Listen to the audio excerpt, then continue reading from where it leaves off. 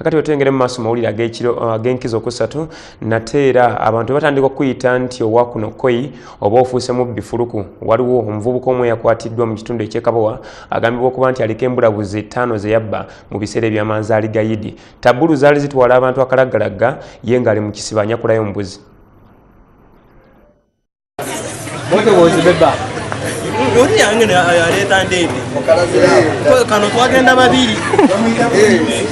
Atugonza Henry omutuuze w'Ekabowa mu ggombolola y'e Lubaga awonye okutirimbulwa abatuuze banne olw'okumuteebereza okubba embuzi za mutuuze munnaabwe Robert Kafumbe.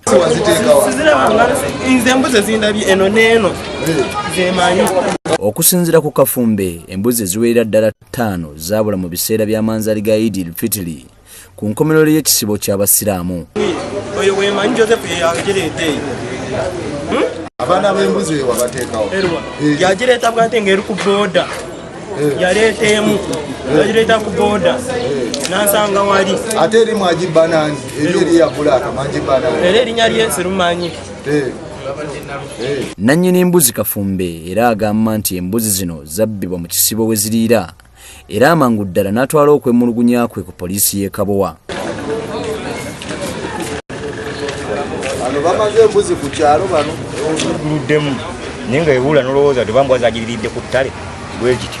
Okusinziira ku Kafumbe yabulwako embuzi ze afunye essimu okuva ku poliisi nga bamutegeeza nti ebisolo bye byandiba nga bizuuse era n'asitukiramu. Kakuleeta eno tugitunda wali waggulu era bwe namufugwe bagireeta n'afuna mayike.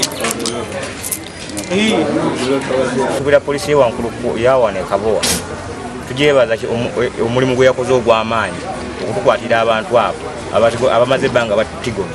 Atugonza Henry agambibwa okubba embuzi zino ebimwogerwako abyeganye n'ategeeza nga bw'atayinza kumalako batuuze banne mirembe. Twali mu kibanda wenanga balina akabuzi kange nimubuuza kaluwa nanga makaluwali jangu tugende tukakwate tugenda tukola ki tukakwata. Nannyini embuzi ezaabula Robert Kafumba agamba nti obubbi e Kabowa be baana baliwo nga n'ababbi emirundi egisinga bamanyi okubategeezaako nga babagenda okubayingirira so nga ne mu biseera by'okufuuza ebibbe weesanga nga be bakulemberamu ekisinde. Atwala poliisi y'e Kabowa Bright Vincent agamba babadde tebatera kufuna misango gya kubba bisolo wabula agamba omukwata Atugonza akwatiddwa Lubona mu Lufula y'e Kabowa ng'aliko embuzi zaatembeya mu bakinjaaji. Embuzi ebaddemu netuleeta ne suspect wano so bwe twamutuziza wano netumubuuzabuuzako n'atuyambako n'okulikavalinga endala era wakyaliyo n'endala naye tuli mu process tulikavalinga mpolampola tujja kuzimalayo n'abasuspect bonna tujja kubakwata. Afande Bright asabye abatuuze b'e Kabowa okubeeranga obulindaala n'okutemyanga ku poliisi okumalawo obumenyi bw'amateeka. Robert Onyango yakusakidde eggulire